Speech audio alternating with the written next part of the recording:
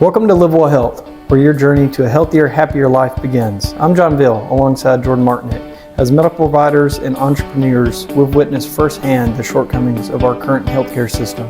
Despite technological advancements, chronic diseases such as heart conditions, cancer, strokes, diabetes, and Alzheimer's continues to be leading causes of death, largely because our healthcare approach is more reactive than proactive. At LivWell Health, we're on a mission to shift the narrative. Through education, motivation, and empowerment, we aim to help you regain control of your health.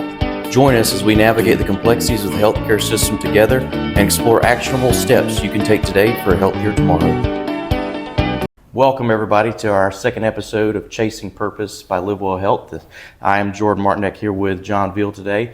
Today we're going to continue off of our episode 1 when we discuss kind of the foundational pieces of our health and those 4 main pillars, and we talked about it last week, that being nutrition, physical activity, stress management, and sleep, which is going to be our purpose today and our discussion topic today. So let's dive right in and get going.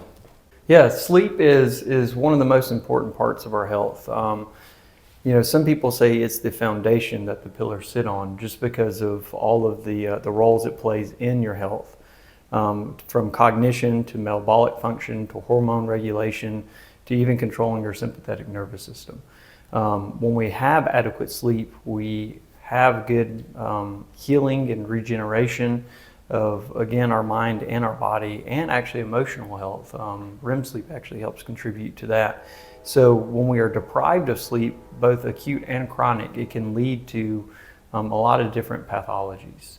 I heard a physician say before in the past that when you battle against biology, that's the start of illness and disease processes. And so if you deprive yourself of sleep, which is an essential part of health, all animals, take part of sleep. That's how important it is. Then we're going to have disease process. And I think many of us take it for granted. Absolutely. I just want to give a quick plug too to LivWell Health. We are located at 210 West Brim Street here in LaGrange, Georgia, and this is kind of where this podcast is stemmed off of, is to give awareness to our clinic and our services that we do here. So I don't want to forget to acknowledge where we are and the reason why we're doing what we're doing, and invite you guys to come in and be a part of what we're doing here and grow with us together. So to build off what you were saying, sorry for that interruption, just wanted a quick plug for LivWell Health there. But I want to preface, a lot of my speaking points today off of Dr. Peter Attia with the book Outlive. I think this is an outstanding book and has given me a lot of knowledge just in longevity and, kind of the true preventative type medicine. We talked a little bit about this last week, and, the value that comes in, that kind of medicine 3.0 that he refers it to. And I kind of want to start with a little interactive thing for John, because I know John really struggles with sleep today. So he should probably be the one kind of looking at himself in the camera and talking to himself here. So we're going to start with a little interactive game here. I'm going to grade John on what's called the Epworth Sleepiness Scale. Okay, this comes from Dr. Peter Attia's book Outlive. And I want you to kind of rate these things 0 to 3, 0 being not likely, 3 being very likely, okay? Yep. So number 1, how likely or not likely are you to be sleepy while you're sitting and reading? 3. Okay. Watching TV? 2. Sitting in a meeting or other public place? According to how interactive I am with it, I would say probably 2. What is that? 7, we're at 7. As a passenger in a car for an hour. Oh yeah, that's a 3. Okay.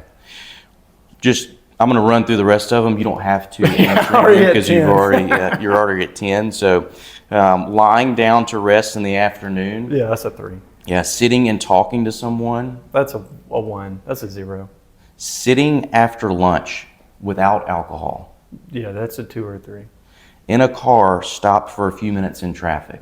That's a 0 or a 1. I'm fine with that. Roughly at about 15. Yeah. Okay. So anything over 10 indicates you have an issue with sleep quality. So deprivation, yes. I thought that was a pretty cool thing. I was thinking about that as I was reading. I too, and I think a lot of us would be well close to 10, if not over. Yeah. And he brings up a good topic too in the book. It's funny how a lot of medical based professions, especially even you think about first responders, they work these 24-hour shifts, and coming from a space where we're trying to encourage people to sleep and the benefits and health of sleep, but yet you can't, I can actually when I was in school during my clinical rotations, they put us on 24-hour shifts during our surgery rotation. The most awful thing I've ever been a part of. Yeah. And you've got people that are first responders, that are like the first ones on the scene, surgeons, working these type of shifts, and it seems kind of counterintuitive to what we're preaching and talking here. Yeah. That how important sleep is, but yet you got some people performing some of the most important tasks of our lives, that could be sleep deprived. Yeah, You know for what sure. I mean?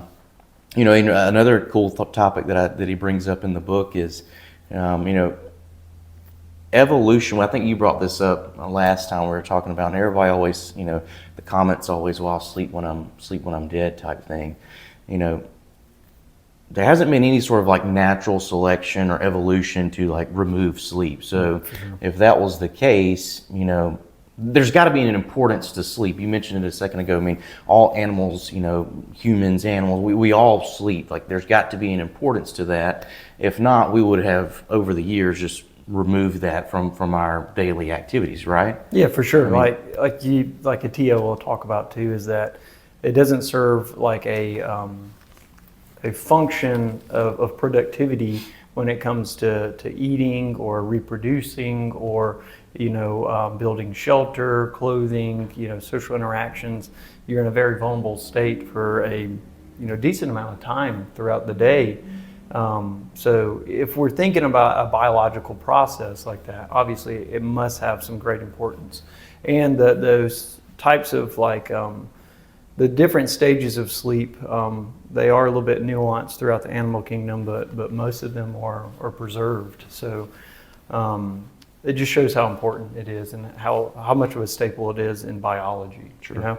But back to your point about the medical field and first responders, I couldn't agree more. Not only is it a detriment of health to the actual person that is sleep deprived, but it's also a detriment of health to the people that they're interacting with. Like you're saying, some people that are performing some of the most dangerous, or high risk jobs are the ones that are sometimes the most sleep deprived. And there's multiple studies that kind of show that acute sleep deprivation can actually lead to this intoxication state. So poor physical and cognitive performance. So very important. Like you said, sleep when you're dead or not sleeping will cause death. Yeah. And I was actually listening to his Tia's podcast with a sleep medicine specialist, and they were talking about how the Guinness World Record actually outlawed sleep deprivation and how long you can go without sleeping because of how dangerous it is to your health. However, they'll let you jump off of Niagara Falls and out of a hot air balloon into the most upper part of our atmosphere. So it shows you how dangerous it can be. Yes. So everybody get your sleep, and I think this is a good aside into how much sleep we need and the different sleep stages. So I'm going to tee that off to you, and then I can go into a little bit more detail. Sure. You don't cover. Yeah. So we have what's called, everyone's heard of REM sleep. So there's two cycles, and within those cycles you have kind of subsets basically. So REM sleep basically stands for rapid eye movement, right? So you start typically with a non-REM sleep cycle. So that's when we first kind of lie down. We kind of get that real, the heart rate slows down, blood pressure slows down, or not slows down, but lowers, and you kind of enter into this, kind of slightly awake stage, but the first stage of sleep being, that where you're kind of best way I can explain it is, again, I go back to Dr. Peter Attia. He explains it as kind of a submarine. You got that first stage above water, and then you slowly kind of drift below. That's kind of that first stage of non-REM sleep. And then you go into the second stage of non-REM sleep, which is where most of us consider that real deep sleep, right? Yeah. And then after deep sleep is when we truly enter then what's called REM sleep, which is kind of where the submarine starts to trickle back up towards the surface. And this is where a lot of brain activity starts to really take place. So each cycle, we're looking at about roughly 90 minutes, right? Yeah. So I think that also explains why a lot of people, always wonder, why can't I sleep through the night? Why can't I sleep through the night? Why don't I wake up so many times? A lot of times that's just your body's natural circadian rhythm, right? So you go through these sleep cycles and you come back up after REM sleep and your body wakes up and you start the process over again. You may not necessarily really consciously come back awake, but you'll hit that peak to where you'll dive back into the non-REM sleep, and you'll do that throughout the night, right? Yeah, and that's kind of where some of those dreams come from, is when we're kind of coming back up in that REM versus that deep non-REM. And that's where some of that emotional kind of reprocessing happens. Mm-hmm. So it's, each stage has its own biological process of whether it's cleansing your brain of kind of neurotransmitters and toxins, or is it helping your hormonal regulation and actually helping cleanse your physical metabolic health. So it's very important that we hit all of those sleep cycles. And like you said, it's every 90 minutes that you're going to be kind of coming in and out. Some infer that that's part of the biological process of coming back out, being slightly alert, just in case there is dangers around or whatnot. But that rhythm is where we get our healing. And if we're only getting a piece of that rhythm, then that's when we're not getting completely healed, whatever part you're missing out on. And then also the kind of amount of time we spend in each of those is different with the length of sleep that we get. Like, let's say, so the ideal, just so we can pin this, because we haven't talked about it, the ideal amount of sleep is really 7 to 9. I would say 8 hours is probably that perfect zone there.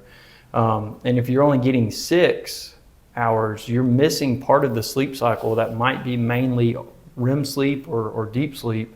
And even though you're like, I'm only lacking, a set amount of percentage, like 20 to 25%, that can be like 70% of REM sleep. So that can be completely devastating to whatever process is healing in that phase of sleep.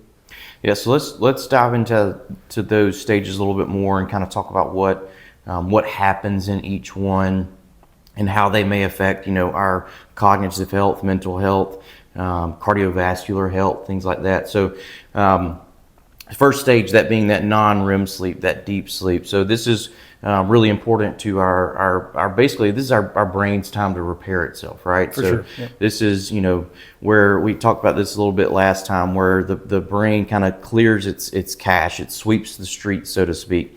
This is where it gets rid of all the bad, so amyloid, beta, and tau, these products basically build up within the brain, and there's research and studies that show that there's a direct link between these and neurodegenerative diseases such as Alzheimer's. Yes, Alzheimer's. If you're someone that is sleep deprived and you're not giving your body enough time or your brain enough time to be in that deep sleep, that non-REM sleep where the brain kind of repairs itself, you're just allowing these substances to build up within the brain, which are directly, correlated with neurodegenerative diseases. And I think this is really cool when it goes back to, talking about our genetic testing. If we, do genetic testing and we can pinpoint that, maybe based off your genetic profile, you're someone that's already kind of more predisposed to those neurodegenerative diseases, Alzheimer's specifically. Sure. That in and of itself can give you such valuable information to even further prove how important it's going to be for you to really get those quality hours in that non-REM deep sleep. Yeah, I agree, 100%. I think that's why some of our biological testing and DNA testing is important, just to see what your risk factors are and show you how important it is for you to start adding some of these lifestyle changes into your daily life because of the impact that they can have. And then we kind of go deeper into deep sleep, and that's when we actually start having, when they actually look at your brain waves, your activity during this time of sleep is pretty cool. You get these big high waves that are very slow. And initially they kind of thought that, hey, your brain's not really doing anything at this time, and it wasn't until this last decade where they really started diving into realizing that it's kind of like all the neurons are firing in one accord. And what's cool about that is kind of how we, store our memories and physiological functions, is what our brain essentially says what's important and what's not important, which is really cool to think about. During the day, we have kind of a quicker frequency that's much smaller in amplitude because we have so many neurons firing at one time and they're not on the same accord. It's just kind of like chaos, just everybody speaking all at the same time. So when you're in deep sleep, though, when we have that higher amplitude, that's all of them firing on one accord, and that in itself is just showing how our synapses and neurons are essentially kind of working together to build some of your memory bank. Yep. All right, so let's go into the next stage, unless I missed something that you want to hit on in that deep sleep portion. But now we're coming out of the non-REM, we're going into REM. So let's talk about kind of what's happening. This is where a lot of kind of the brain activity starts to really come back. Almost this is where like our dreams. state. Yeah, exactly. This is where we start to dream, and the brain starts to really pick up activity. This is also a very important space for kind of our emotional and cognitive repair and health and things.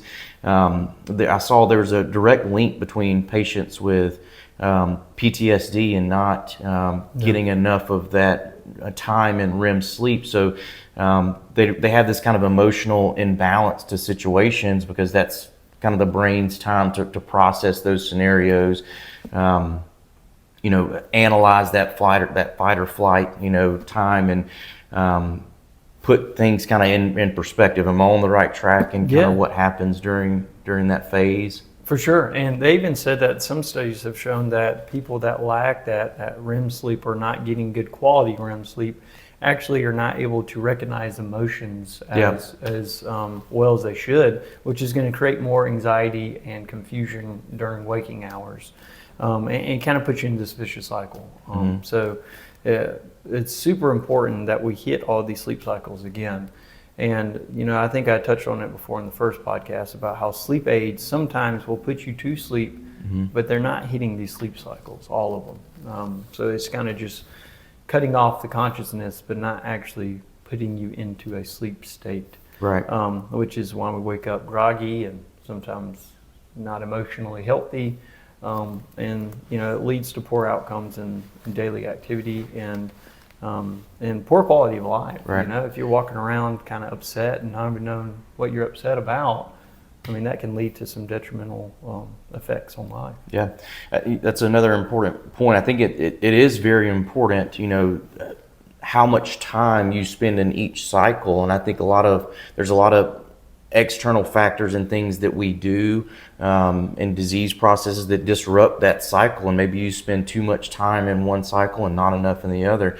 Alcohol is a perfect example of one. So everybody thinks, I get super drowsy and tired whenever you drink alcohol. You do, but then you may spend too much time in that non-REM phase, and you don't get enough time in REM because of some counter chemicals that are released when alcohol is metabolized, which is, kind of what makes us feel in this kind of groggy state the next day. It's because we've had a disruption in the cycle. Yeah. And again, that's just an external factor that we introduce that, is just disrupting that normal cycle. Because again, you may think, on the surface level, you're like, why wouldn't I want to, have more hours of deep sleep? Surface level, that sounds great, but that's not how we're biologically wired. We need those cycles. The brain needs that time to repair. So Let's talk about two, kind of specific disease processes, cardiovascular health specifically, and the importance of sleep in regards to that. A big thing that comes to mind, let's talk about cortisol. So I think this is a very important hormone that is released by the sympathetic nervous system, excuse me, and there's a lot that can happen with the release of cortisol. And if you're comfortable with it, I'll let you, sure. take off on that one. So cortisol, again, like you're saying, is by the sympathetic nervous system, which essentially is going to increase your heart rate and blood pressure kind of right off the bat, because it's in that fight or flight mode. You're either going to run or you're going to fight. And if it's just more emotional or sleep deprivation, there's nothing that you're necessarily fighting or running from. So, there's no need for our heart rate and blood pressure to be elevated when we're in this, sedentary position. Again, it also releases glucose, which is energy, quick energy. But if we're not burning that energy, then it's going to float around, which is also increasing insulin to put it into those cells to be able to use. But if we're not using it, we have this cascade of effects that happen. We have this increased heart rate, we have increased blood pressure, we have increased blood sugar, and that metabolic disruption is what leads to metabolic diseases, type 2 diabetes, cardiovascular disease, potentially increased risk of heart attacks. There's different studies out there that have some different findings, but they're all kind of around that 20%-ish mark that you can increase your risk of heart attacks, which is very high. And going back to the first responders, I mean, it's pretty common knowledge that firefighters and paramedics like that have a higher risk of cardiovascular disease, and I think most of it deals with their lack of sleep. And then, like you touched on before last time, it's also affecting that hypothalamus pituitary adrenal axle. So it's actually not only releasing cortisol, but it's disrupting ghrelin and leptin. So it's going to also increase hunger levels, decrease satiety. So there's been studies actually shown that you can increase your calorie consumption up to 300 calories per day for lack of sleep. 300 calories, as we know in the weight loss realm, that can be the difference between losing weight or gaining weight. So this accumulates over time. It's going to start getting exponentially more detrimental. Yep. Let's talk about too, and that was a lot of great information. If I say something over again, I apologize, but a lot of terms and things that we use or we hear patients talk about that I think one is kind of largely misunderstood is this insulin resistance, right? For sure. So insulin resistance, let's talk a little bit about that. So cortisol, you hit on a lot of the things that it does. It basically releases, encourages the liver or promotes the liver to release glucose, but it's very specific to and where it allows that glucose to be taken up. So fat cells, muscles, things like that, they have the decreased ability to take up those glucose molecules. The thought is because the brain needs more of it to function off this fight or flight system that it's in now, right? So you can think about, I think of it, how many times do we go to bed, scrolling on our phone or watching the news or in social media, things that actually like subconsciously, are a little bit of stressful things in our mind, and all that's really doing is releasing that cortisol, and that's again what's keeping heart rate up, keeping blood pressure up, releasing glucose, and like you were saying, this kind of vicious cycle of, that's where too much glucose floating around or circulating within the bloodstream that's not being taken up is where insulin resistance comes from. Correct? Yes, for sure. I think it's the term itself. You're resistant to the insulin that's present because your body, you're biologically, we kind of build a tolerance to things, and when we have that much insulin floating around, trying to place that glucose where it needs to go. Obviously, with fat cells being produced as well in that same time period, which makes it harder for insulin to work. Also, that constant level of insulin, our body starts getting more kind of used to it, and it needs more of it to work. But as I said last time, insulin somewhat acts like a growth hormone. So it's going to be proliferating and causing other inflammatory, responses and whatnot. So when we have too much of it floating around, it definitely causes a myriad of health effects. So Yep. we don't want that much insulin floating around. Yeah, so there's this direct correlation, and studies show between cardiovascular events and early morning hours, and a lot of that's been related back to increased cortisol levels. Again, going back to increase in heart rate, increase in blood pressure, and the strain that over time that puts on the heart and the vessels. And a lot of things we do personally are just contributing to that, and our bad sleep habits are indirectly or directly, resulting in those events, basically. Yeah, for sure. So let's talk about that. Let's talk about some good sleep habits. I agree. Yeah. So we call that sleep hygiene, and that's always the foundation of repairing your sleep. It's the foundation of most things. Is we got to start getting into these healthy habits and make them habitual, and that's what's going to kind of make the snowball go in the opposite direction. So one of the biggest things is making sure that your bedroom or the place that you're sleeping is very dark. Any type of light that comes in, we have photoreceptors in our eyes, and that stimulates sometimes some cortisol release and other neurotransmitter releases that create a wakeful environment. Because again, back to biology, we're kind of tuned into, like, when the sun rises, we need to be awake. When it's dark outside, we more than likely need to be asleep. So when we're getting light in, and how our LEDs and everything are made these days, they're very bright. So even like an alarm clock or the light on your TV or your phone and stuff like that can severely disrupt our kind of melatonin and cortisol and dopamine regulation, and not putting us in this time to go to sleep phase. So we need a very dark environment. And again, we need to try to avoid screen time at least an hour before bed, probably a little bit more, but I would say an hour in most practical senses. We need to make sure, ideally, we're not eating 2 to 3 hours before bed.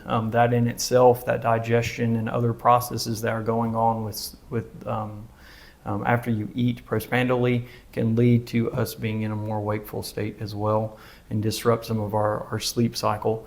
And then we need to... Temperature of the room. Temperature, yes. So we need to make sure that the room is in a cool kind of environment. And again, it kind of goes back to when the sun's setting in the natural world, it's going to get cooler. So that kind of stimulates our body. Hey, it's time for bedtime. So, I mean, there's some studies that kind of cite that around 65, 67 degrees in the bedroom's good. You can try to use a cooling mattress or a cooler blanket, or just not, cover yourself too much. Sometimes like a warm bath or shower, even like a sauna beforehand, your body temperature is a little bit hotter. And then when you go into the bedroom, it kind of cools down pretty quickly. And that quick cooling kind of leads to a little bit of drowsiness, which can help you go to bed. But I think those are some of the big ones, is, and also try to get in a relaxed state, read a book, talk to, do something that kind of brings you a little bit of peace, rather than, like you were saying, scrolling on social media and there's other things that kind of innately cause us to be a little bit more high strung. Looking through emails. That is one I had to really get away from that one. Yeah, for sure. But yeah, I mean, you hit on a lot of great, topics, and a lot of things that we just, I didn't think anything about, 3 or 4 weeks ago, if I'm being completely honest, till we started really diving into the information here, and you're right, that just we are incredibly wired, like the magic that, I hope this is okay to say, that that God created us with, man. Please, like the things that we can pick up that your body is sensing when you don't even know it. You know what I mean? Like there's studies showing that, even like you were saying, the LED lights, even small pinpoint lights, your brain can be sensing those things. Yeah. Which goes to support how important it is, to have that kind of pitch black room. The thought is you shouldn't be able to see your your hand in front of your face. That's where these sleep masks and things come from. So I recently even, alarm clocks are very bad about having these numbers, LED lights. And I recently just turned mine off, and I've noticed just not, having that stress of waking up. We all wake up, first thing I used to do was look at the clock. What time is it? Yeah. All that does is just automatically get your brain going, okay, well, I only got 3 more hours I can sleep. Yeah. That's just stressful sleep at that point. Cortisol, Now cortisol's shooting up. Yeah. Exactly. So removing all those factors and really allowing yourself the opportunity to get good sleep. Again, screen time, decreasing screen time, decreasing those external factors, having the correct temperature in the room, doing something that's relaxing prior to bed, not eating 2 or 3 hours, before going to sleep, because again, it goes back to that cortisol and glucose metabolism, all the things that are happening during our sleep cycle. So, I hope that this was some very valuable information. At least I know I really enjoyed going back through this and picked up on some things. Again, just back to that, building off the basic pillars of health and what can we do to build that foundational structure that gets us going on our wellness journey. And a lot of those pillars are things that we have just totally disregarded. So for sure. Oh, well, like you even starting off with the Edmonds test showing that how sleep deprived I am, and that's one of those things that obviously, going back and looking at the stuff showing how important it is, and sometimes I just prioritize other things. I can go to sleep very quickly, I can stay asleep, but I always, go to sleep too late and wake up too early. Yeah. And, even Atia, struggled with that to begin with, and I think many of us struggle with that, is that we prioritize other things in life rather than sleep because we'll sleep when we're dead, or I don't need it. I can wake up, I'm functioning fine. Why do I need another 2 hours of sleep? I don't have time for 2 hours of sleep, but you better make time for 2 hours of sleep because eventually it's going to catch up to you. Absolutely. And, that's what we're trying to do here is promote that knowledge of, hey, let's do something before bad things happen. Don't, have that heart attack and then be like, oh, I probably should have slept more. You might not have the opportunity to have that second chance of redoing your health. So let's prevent these events from happening to begin with. Right. I think everyone can agree. You feel great after, probably don't have near as many as we should. I know I don't, but after you've had a good, night's rest, or everyone's enjoyed a good nap every now and then. You feel great after. Why not, why not hopefully after knowing, some of the great benefits that come from it, really take advantage of that time and, again, build off those foundational pillars. So again, I'm excited about where we are, where we're going here at LivWell. I'm really excited about not only the educational piece, offering it to you guys, but just, in improving my own knowledge on the topics that we're talking about. I'm excited about what we're doing here. I hope that you guys are enjoying it and will continue to join us as we, build off certain topics. And, again, we're here at 210 West Broome Street in LaGrange, Georgia, and we'd love to have you come by and, sit down and let's talk, even if it's just, something you want to have a quick consult about. Doing everything from the DNA testing to weight loss to wellness to primary care to aesthetics. We're doing all and everything that we can to help everyone live that happier, healthier life. I agree.